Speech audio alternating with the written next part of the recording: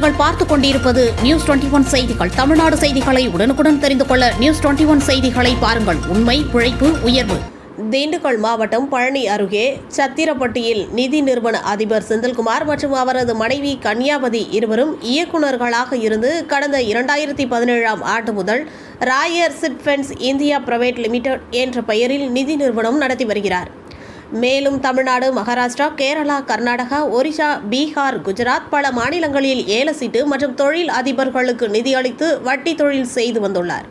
அதேபோல பழனி, உடுமலைப்பேட்டை, ஒட்டன்சத்திரம், கொடைக்கானல் உள்ளிட்ட இடங்களில் ரியல் எஸ்டேட் தொழிலும் செய்து வந்துள்ளனர்.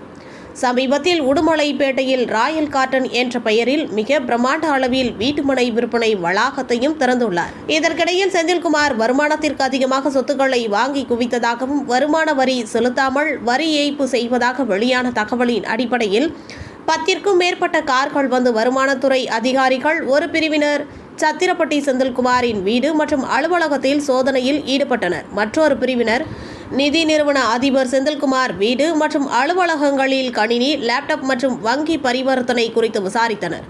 மேலும் அவருக்கு சொந்தமான ஒரு வீட்டில் இருந்து 20க்கும் மேற்பட்ட பைக்குகள், முக்கிய ஆவணங்கள் கைப்பற்றப்பட்டு அந்த ஆவணங்கள் குறித்து செந்தில்குமார் மற்றும் அவரது மனைவியிடம் 3வது நாளாக தொடர்ந்து அதிகாரிகள் துருவி விசாரணை நடத்தி வருகின்றனர். அதில் கணக்கில் வராத பணம், நகை மற்றும் சொத்து ஆவணங்களை கைப்பற்றி விசாரணை நடத்தினர். தொடர்ந்து 3வது நாளாக நடைபெற்ற வருமான வரி சோதனை வெள்ளிக்கிழமை நள்ளிரவு நிறைவடைந்தது. நியூஸ் 21 செய்திகளுக்காக திண்டுக்கல் மாவட்ட செய்தியாளர் பாலமுருகன்.